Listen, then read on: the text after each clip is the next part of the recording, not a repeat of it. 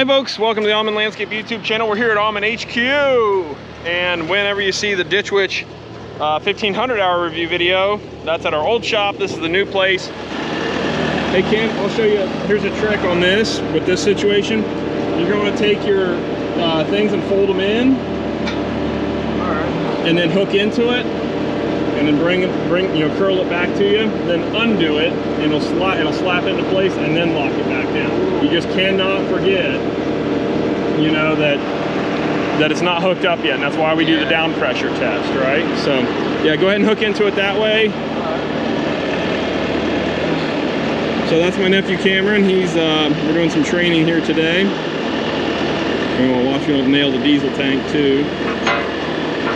There you go. He's never run any of these machines before, so yep, there you go. Open it up. There we go.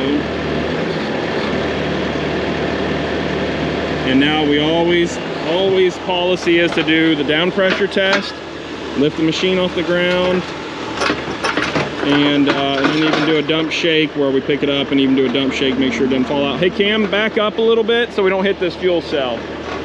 Fortunately, it's all diesel, so no real big boom, but you know. So this is always something we do. Everybody's got to do. At least, if not the ground pressure test, the down. And that's those pins, Cameron. See those pins? That's what holds you in there. So, Cameron's gonna be working with us for the summer. He's my nephew, but I'll fire him if he sucks. But so far, he's good. He listens. The guys say he worked with our guys all week. I haven't worked with him at all, but. He listens and he's trying, and that's the two things we want in somebody that comes to work at Auman Landscape. So that is, you know, attitude and whatever is everything. So, hey, this is the Bobcat T595. This is a 1,000 hour review. We've had this machine for almost 4 years and just now put 1,000 hours on it. And most of those hours have come from the build of this thing. This is one of those machines we had to have it, but we didn't have to have it, but we had to have it. We didn't have anything in the arsenal that could pick up full skids of pavers. We have that Ditch Witch SK750, which was great, but it couldn't pick up full pallets of pavers, and the SK1550 wasn't out yet. So we needed the biggest little Bobcat we could get, and a T595 and the 590. We demoed a 590. It was good. The 595's got, I literally think it's 5 extra horsepower because it's a 94 horse engine versus a 90. And it's got 200 pounds extra lifting capacity, hence these counterweights. We wanted to do wide track. That's a necessity in our industry, in the landscaping world. But I'm telling you, I think about anything, anywhere, wide tracks are the way to go. That's just plain and simple. So, yep, there he goes. He's figuring it out. So we might have rocks in the way there.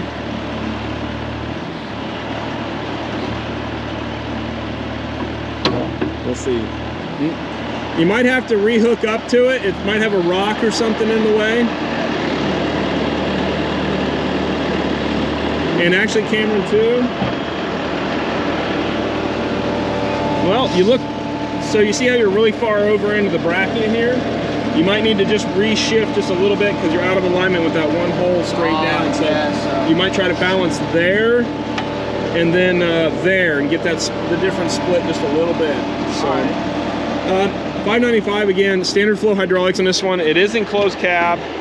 Number one gripe on this machine, we love this machine, but the door design for the enclosed cab is horrific. It's horrible. The door ends up living most of its life, which I thought J Squared was crazy for doing this, and then I realized, well, no, he's right. The door on this machine lives off most of the time. We still run the AC. It's still really nice. I was still doing closed cab. The Kubotas, the Takeuchis, and I don't know who else have that cab design that allows the door, and the Gales, but the Gales have that split across there. We were reviewing the Gale from Earth Advocate earlier in the channel. It's got that split bifold thing, which I don't love that, but it's probably better than this, I think. I don't know. I don't love that line through the glass in the middle. It's a weird thing. Check out that video on the channel. But one of the things, that's like the worst thing about this machine. The only other issue we've had with it is the blower fan in here is so loud. And that is probably just a fluke. It's been that way since we bought it. The blower fan for the air conditioning is terrible loud. Absolutely awful. Again, the size of this machine is the biggest little Bobcat we could get that would pick up full 2,500 pound skids of pavers. And it won't manhandle them, but it gets around site. And at the price that we leased this machine from Bobcat in their Cat Attack program, because Caterpillar had some really aggressive leases back in the day, back in 2018 now, mind you, that's prior to equipment going through the roof and insane. We're paying $628 a month for this thing out the door for a lease, 4 years, with like a $20,000 buyout, so like about 49,000 bucks. Great value, great deal for that machine. Again, 2018, not that way now probably. You can't nearly score lease deals like that these days. Long story short, we hit 1,000 hours. We've had no, I'm trying to make sure I'm remembering correctly here, gotta get my tire here, popping device out of the way. We've had no major issues with it whatsoever. Other than that blower fan is really obnoxiously loud and frustrating. We've done bush hogging with it, vegetation clearing with it. We've kept up on the oil changes. Thanks to Irish Setter, they send us boots and then we brand out. And then I got to get around. I've had the guys pull labels off, but I need to get our own branding on the side of this machine, which we have a really cool branding concept coming up for all our stuff. Somebody rammed some material up in here, so that sucks, but it happens. You can see here we labeled it last oil change. We're at like 1069 or something now, so we need to do an oil change. You can see the sweat here from the compressor for the air conditioner. That's okay. These screens are really easy to clean. We like this. This just peels right off, so you can just pull that thing off, knock out all the debris. That's pretty cool. Changing air filters sucks on this thing though, I will tell you that. It's really cramped in there, so you really got to pull that out of there. But another thing on that 95 horse engine is there's no diesel particulate filter, there's no DEF fluid, and so that's something that we want to make sure that we keep these machines as uncomplicated as possible, which these days it's really hard. The bigger engines, of course, like our tier 4 final and all that crap, and so they have diesel particulate filters, so anything over that 95, it's like 94 point something in the horsepower into things. Other than that, oil change is pretty easy. Thing comes out the bottom there, a drain hose, which we really like. That filter's great access. Fuel filter's great access. Checking oil, filling oil, all that's pretty good. We like that. But again, that air filter is a pain to replace. That part kind of sucks. All the grease fittings. Oh, that's one thing I didn't mention on the ditch witch. The ditch witch is all bushing mount pivots. So there's no greasing of that ditch witch, which I love that. I think that's wonderful, not having to worry about greasing, because otherwise we gotta go through maintenance Monday and get on the guys for greasing this thing all the time. And yes, it's filthy, yes, it's dirty. We don't have the ways and means to power wash regularly, but now we do. Now that we have a facility, we've got a 5,000 gallon rainwater harvesting tank that these downspouts are gonna run into. And we'll have a power washer hooked up to that, and we'll be able to power wash machinery all the time. And we'll have it hooked up to hot water too. So we'll have hot water pressure washing. It's gonna be dope. So our machines are gonna be a lot cleaner moving forward. It's really gonna be something. Ergonomics of the cab, it's pretty standard, nothing crazy in here. It gets really dirty. Again, you OCD guys are just gonna lose your minds, but we've got 4 full-time employees. And you know, now that we got a shop again, and shop back is all that gonna be way easier than the rental unit we work out of now. Things are going to change with keeping machines clean, but now I say that, will it actually? Lord willing, right? We kind of joke about the shop being the second coming of Jesus, because a lot of things are going to change, but we'll see.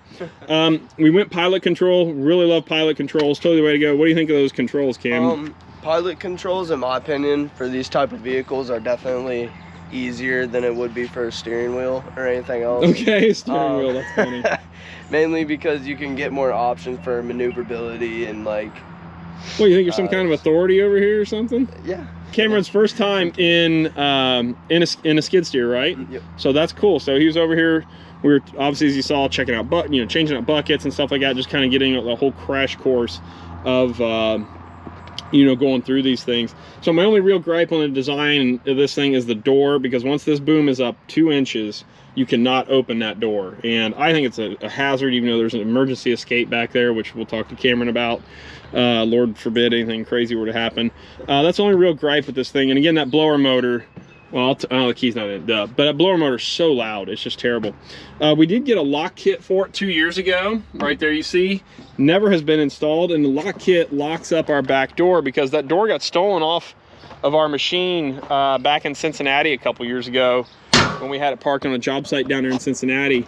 And we're just southeast of Columbus, Ohio, so we're doing a commercial project down there. And somebody stole the door off of our skid steer. They were gentlemen about it, at least, because all the wire harnesses were properly unhooked, the water washer thing, all that. They knew what they were after. They needed a replacement door because at the time the door was $700 or $1,000 or something like that. And one of the first things when we first got this machine, we told the guys, if we can go the first year without breaking the door, we put a pool of money together, $700. All the employees will split that $700 at the end of the year if it doesn't get broken. And that was actually really motivating. And we need to do, and Pave Tool, that company, Baylor Brothers actually rather, has some videos on some monetary reward systems like that to help motivate people to not smash up equipment. And so they have a big pool of money, and like all the damages come out of that. And so it becomes a self-policing thing, and otherwise everybody splits the money at the end of the year. I think it's really cool. We're not structured enough for that at the moment to do that, but now that we have this wonderful place with full-time offices and all that stuff, I think we'll be able to track that kind of stuff and do more things like that on down the road. So other than that, I think wide tracks are a must. And you could even get, these are what, your C tracks, I think, or whatever, or bar, big lugs. You know, you can do the zigzags, which are better for snow and stuff like that. We don't put this thing in the snow for snow work or anything.